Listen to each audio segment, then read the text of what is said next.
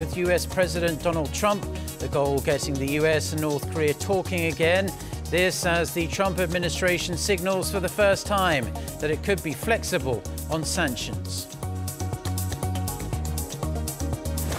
Commemorations will be held in Seoul today to mark the 100th anniversary since the establishment of Korea's provisional government in Shanghai.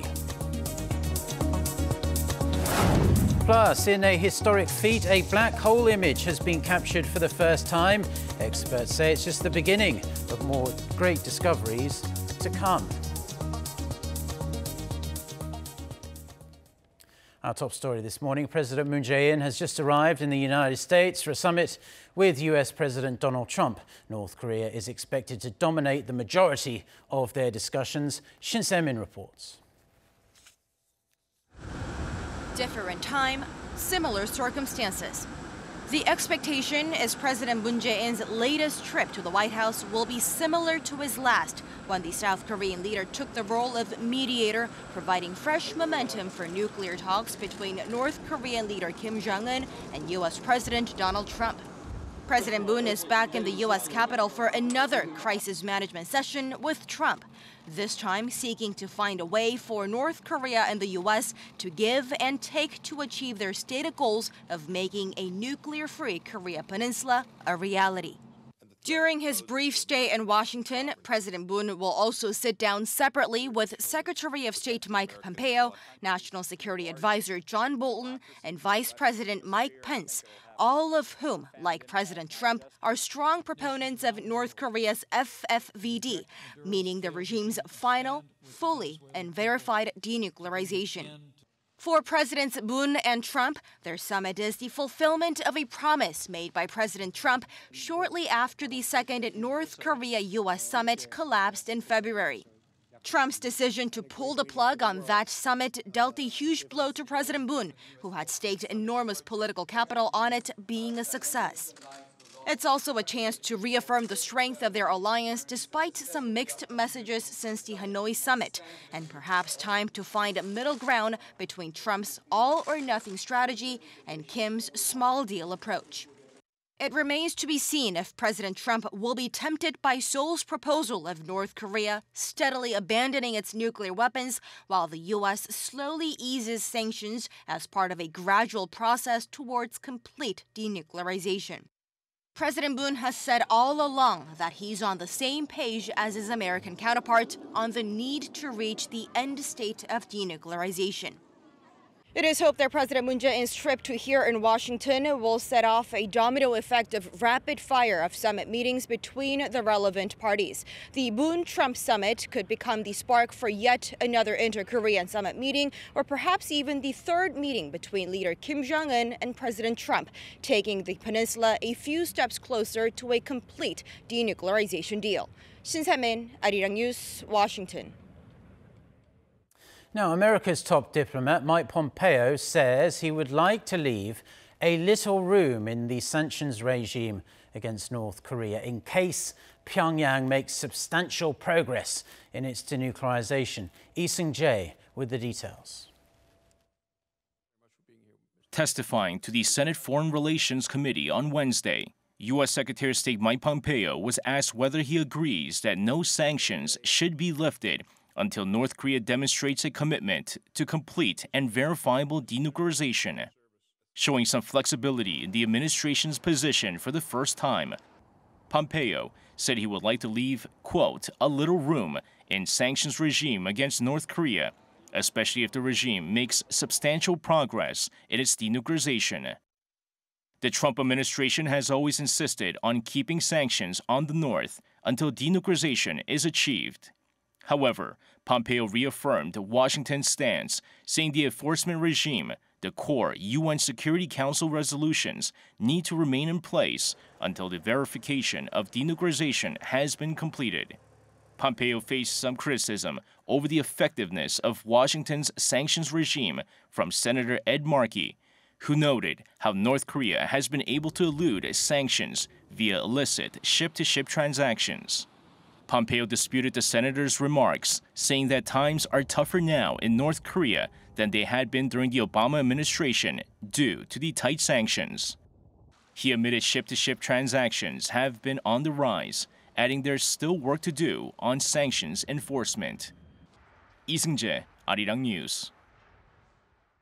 Now, after over a month since the North Korea-US summit in Hanoi ended without a deal, Pyongyang announced its new policy direction this morning after having a major party meeting on Wednesday. For more, we have our Unification Ministry correspondent Oh Jung-hee on the line for us.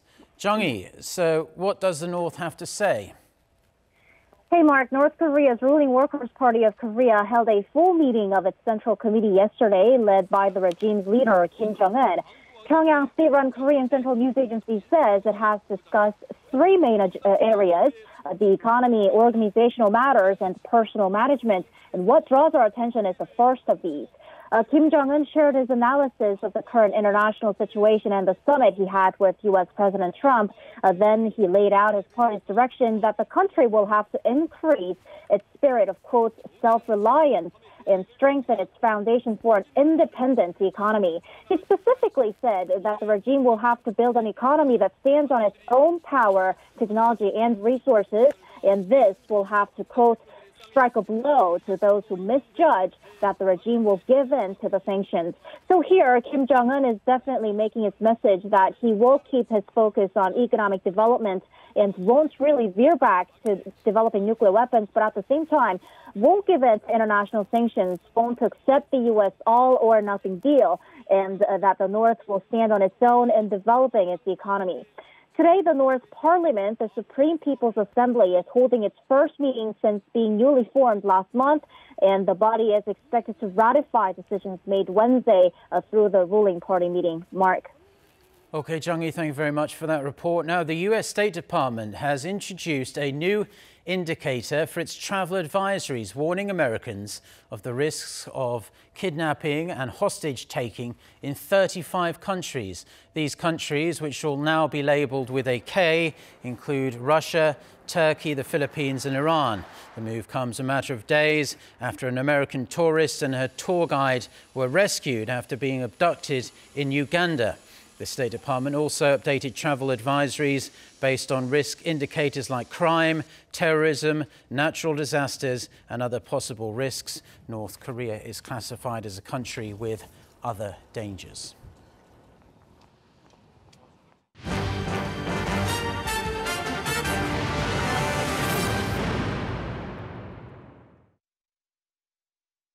Commemorations will be held in Seoul today to mark the 100th anniversary of the establishment of Korea's provisional government, back when Imperial Japan ruled the peninsula with an iron fist. On April 11th in 1919, the government in exile was launched in Shanghai. Today's event will take place in Yeouido, Western Seoul at 1919 or 7:19 p.m. to highlight the year the provisional government was launched. Thousands of people are expected to attend, including government officials, former independence fighters and politicians. A similar event will also be held tonight in Shanghai, which will be attended by some South Korean political leaders.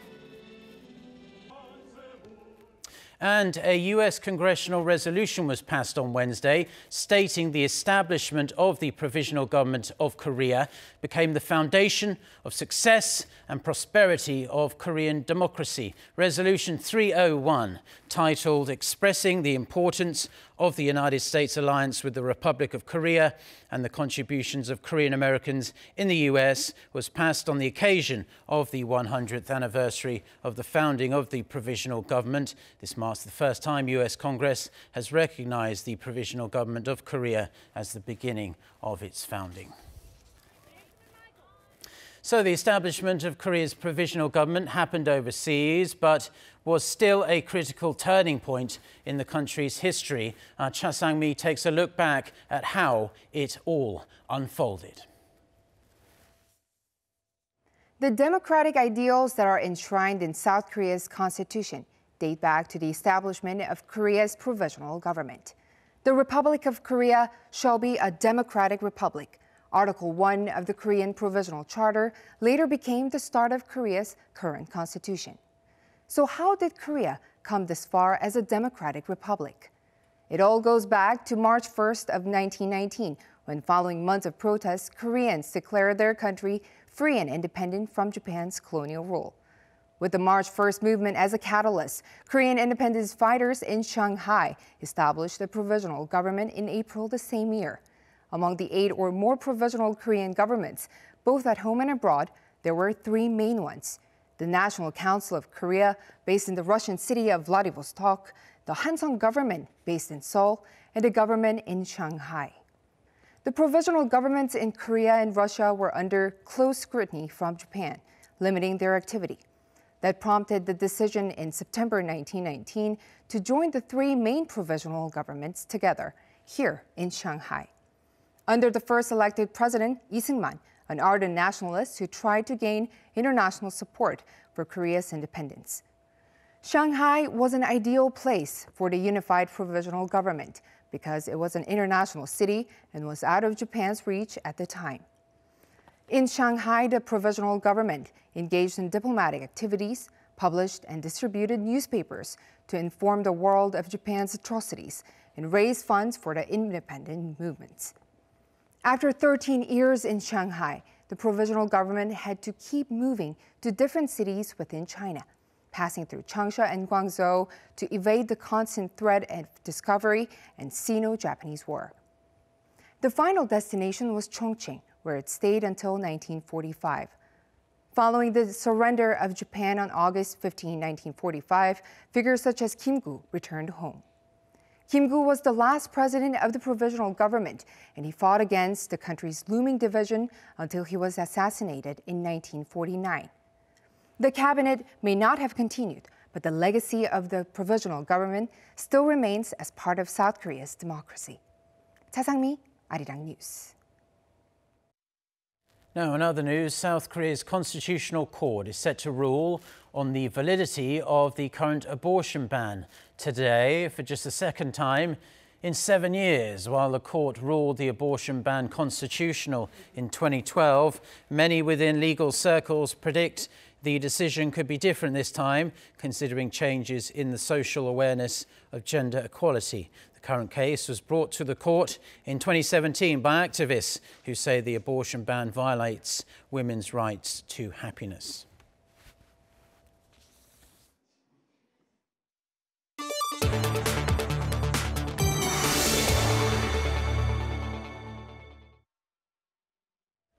Now we start around the world with something out of this world. The first ever photo of a black hole has been unveiled by scientists in Chile. For more on this and other news from here on Earth, let's turn to our Hong Yu. So considering this black hole is millions of light years away, how were they able to capture this stunning image? Well, Mark, an international scientific team used a global network of telescopes to see the black hole, an unseeable cosmic mystery that has never been visualized before because its gravitational fields are so strong that no matter or light can escape. The research was conducted by the Event Horizon Telescope project that began in 2012 to try to observe the immediate environment of a black hole using a global network of Earth-based telescopes. Take a listen to what the project director said when they released the photo. We now know that a black hole that weighs 6.5 billion times what our sun does exists in the center of M87. And this is the strongest evidence that we have to date for the existence of black holes. And it is also consistent, the shape of this shadow, to the precision of our measurements with Einstein's predictions. The bright patch in the south that you see tells us that material moving around the black hole is moving at light speeds, which is also consistent with our simulations and predictions. And this image forges a clear link now between supermassive black holes and the engines of bright galaxies. More than 200 researchers participated to combine the power of 8 radio telescopes around the world using very long baseline interferometry, which creates a virtual telescope around the same size as the Earth itself. Astrologists say they now have an entirely new way of studying the general relativity of black holes, and it's just the beginning of more great discoveries to come. EU leaders have granted an extension to Brexit, setting a new deadline of October 31st. EU Council President Donald Tusk says the extension is shorter than expected and can be ended early if Britain passes its withdrawal agreement.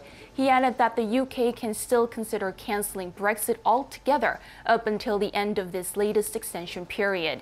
The UK had been due to leave the EU on Friday. With this 6-month delay, it will have to participate in European Parliament elections at the end of May, unless British Prime Minister Theresa May can get her deal through Parliament before then. The IMF is warning that risk to financial system has grown over the past 6 months and could increase with a messy Brexit or an escalation of US-China trade tensions. According to a report released on Wednesday, the IMF said an unstable financial market could deteriorate positive investor sentiments abruptly, leading to a sharp tightening of financial conditions. There is also concern over rising corporate debt levels in the U.S., with the IMF saying corporate sector risks appear elevated in about 70% of systemically important countries. The IMF urged policymakers to clearly communicate any changes to their monetary policy stances to minimize market swings.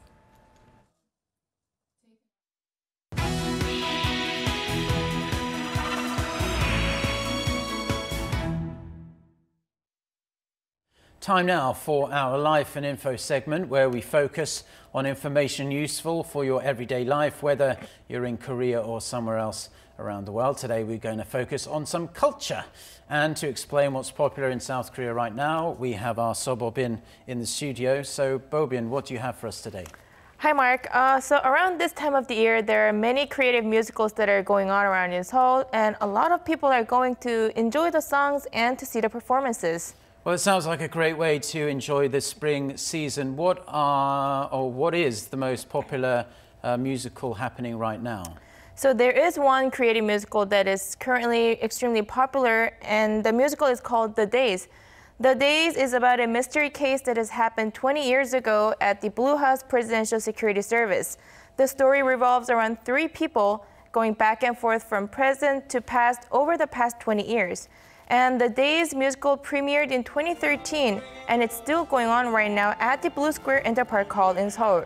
And furthermore, the musical was given the name Jukebox for its medley of songs, and it has become one of South Korea's representative musicals that people need to see at least once. The reason for its popularity is because the songs in the musical are by famous South Korean folk rock singer Kim Kwang, who passed away in his early 30s in 1996. But by listening to his songs, people are able to reminisce about their own past. Let's listen to what some of the people who came to watch the musical had to say. When thinking of Kim Kwang, the song Around 30 comes to mind, which I really like.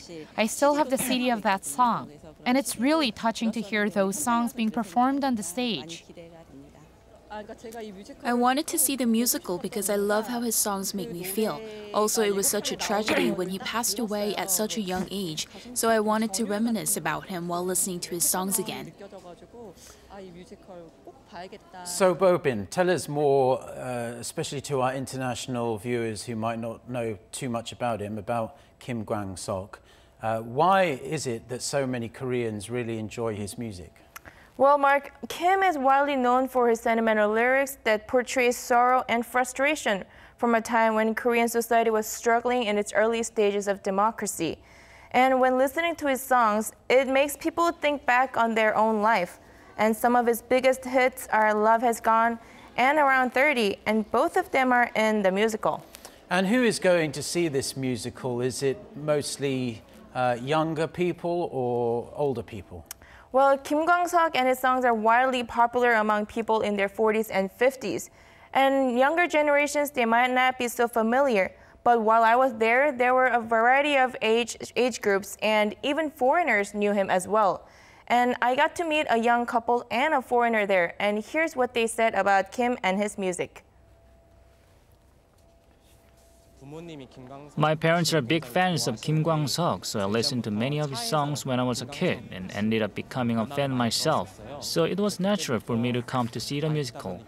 Although I wasn't even born when he was alive, his songs take me to the years when my parents were young and give me an idea of how my parents and Kim perceive society. I used to watch Korean TV shows before I came to Korea, and one of the shows I would often watch is, in English it's called Immortal Songs, 부르의 명곡, and because many Kim Kwang songs are performed on that show, I came to know him through that. I think there's just so many deep feelings within it. There's a lot of sentiments of just it kind of makes you think back on your own life, really, and things that have happened, things that maybe you haven't thought about for a long time. It brings back all these feelings, and it's really an emotional experience every time you listen. And as you've seen, just like these people, nowadays many people are taking interest in creating musicals and for the songs that are played in the musicals as well. Okay, well, it sounds like a lot of fun. You can Google Blue Square Interpork Hall for more details about tickets if you want to go along there. Any other musicals on your radar? Well, good question, Mark. One musical is on right now by the same director of The Days. It's called Finding Mr. Destiny. And compared to The Days, this musical is targeted towards more of the younger generations. And since this musical is an open-run musical, people can go enjoy it at any time. And also for anyone in Korea right now, this is a good chance to go watch some great musicals. Well, I might be tempted to go and check out one or two of those myself. Very valuable information. Thank you very much, Bobin, for your reporting today.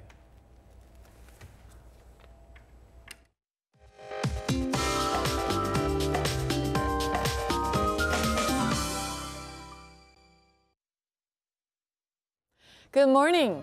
Inland areas woke up to thick, heavy fog with freezing temperatures in some upper regions, like -5 degrees Celsius for Taegwalyeong in Gangwon-do province. But afternoon highs will rise rapidly, so that should lead to wide gaps of more than 10 degrees Celsius in most parts of the country. And unlike the chilly and murky day we had yesterday, readings will become a lot more bearable, and it should turn a bit milder for the next few days, with readings coming back to the seasonal average. Afternoon highs will be 5 to 6 degrees higher than yesterday, ranging from 13 to 16 degrees in most areas, along with partly sunny skies, with normal air across the country. But it seems like cherry blossoms in the capital area could all fall off this week. The air could get a bit dusty tomorrow in the capital, and nationwide rain is in the forecast for Sunday. But we can expect a lot warmer conditions starting next week. That's Korea for you, and here's the international weather for viewers around the world.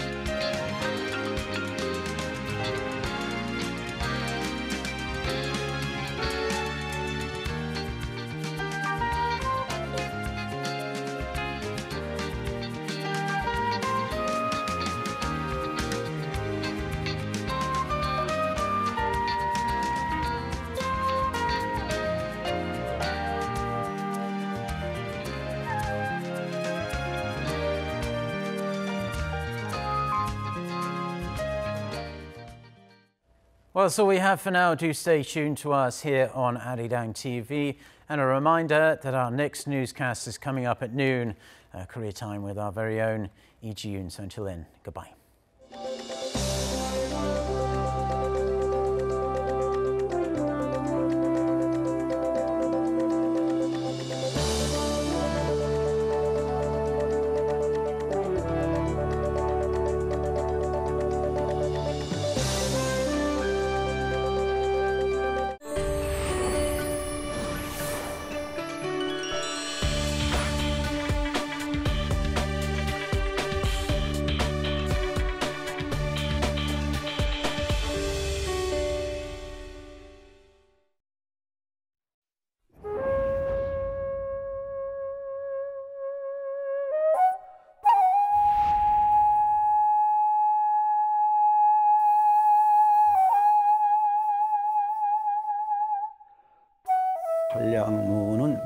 코리아의 대표적인 춤이면서 모든 도덕과 덕망과 인품과 모든 거를 제대로 갖춘 남자의 춤이다.